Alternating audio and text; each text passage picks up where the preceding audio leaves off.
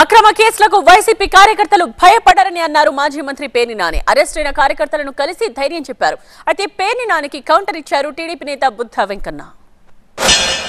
Thanks చెప్పండి జగన్ గారికి, మమ్మల్ని గుర్తుపెట్టుకుని కార్యకర్తలను గుర్తుపెట్టుకుని మమ్మల్ని జైల్లో పలకరించడమని మాకు ధైర్యం చెప్పడానికి పంపించినందుకు ఆయనకి చెప్పండి. బెయిల్ ఇవ్వాలి కాబట్టి ఇంకో 2 నెలలు 3 నెలలు మమ్మల్ని ఎన్నాళ్ళు ఉంచుకోమని చెప్పండి. బయటకు వచ్చాక జెండా వైఎస్ఆర్ కాంగ్రెస్ పార్టీ జెండా మోసేవాళ్ళమే తప్పితే పొరపాటును కూడా దడిచింట్లో పడుకునే రకం కాదు మేమని చెప్పని లోపల ఉన్న ముద్దాయిలందరి మాటగా మమ్మల్ని కలిసిన వాళ్ళు చెప్తున్నారు.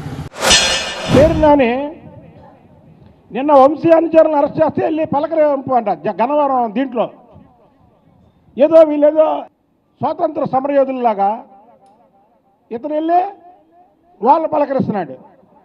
అసలు బుద్ధి ఉందా మీకు బుద్ధి జ్ఞానం ఉందా?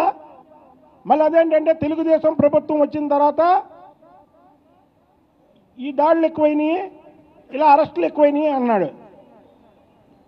వంశీని గన్నవరంలో అతను చేసిన పని గురించి నేను చెబితే ఇదే పేరున్నాని నువ్వు నా మీద కేసు ఎందుకు పెట్టావు?